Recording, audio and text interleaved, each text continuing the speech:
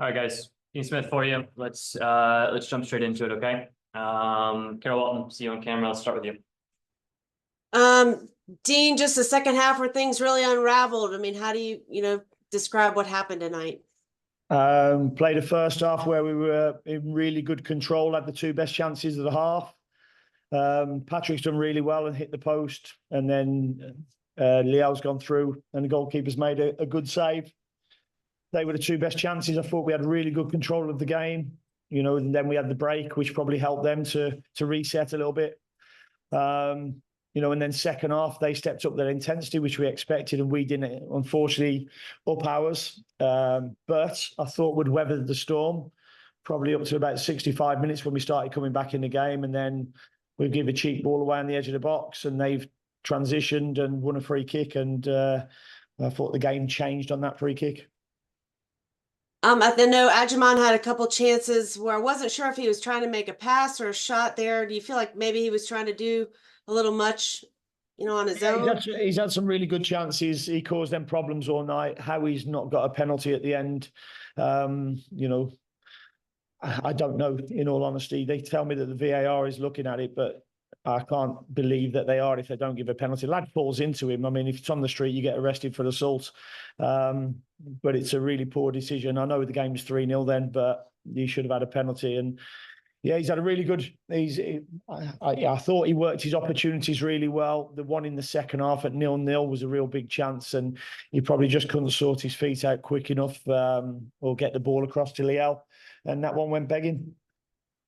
And I apologize for the timing of this question, but the reports came out of Italy this week about Swiderski and his contract not being picked up there.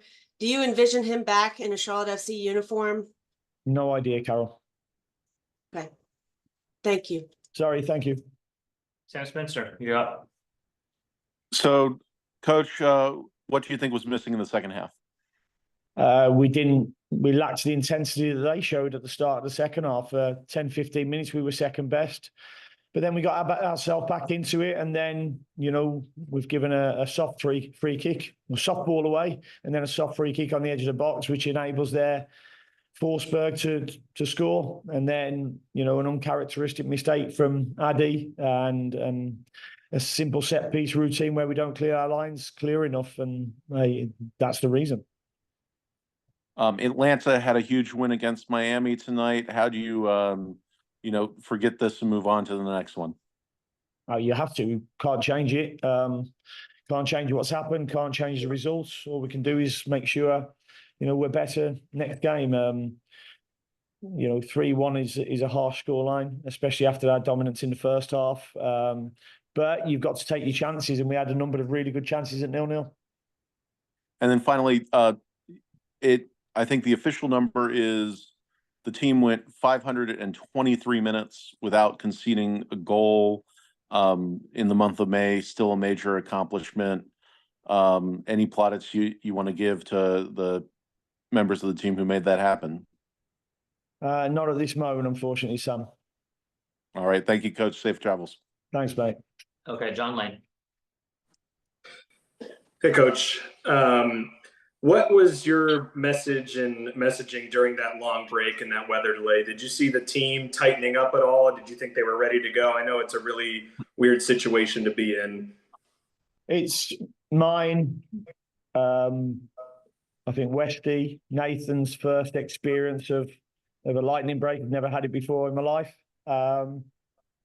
45 minutes, I think it was, and then kick off 55 minutes later. It's different to what I've ever been used to. But I didn't see anything in that dressing room that, made me think that we wouldn't be ready for the second half. So, no, we got out what we needed to at half time. Unfortunately, it took us 20 minutes to get our intensity up to where it needed to be.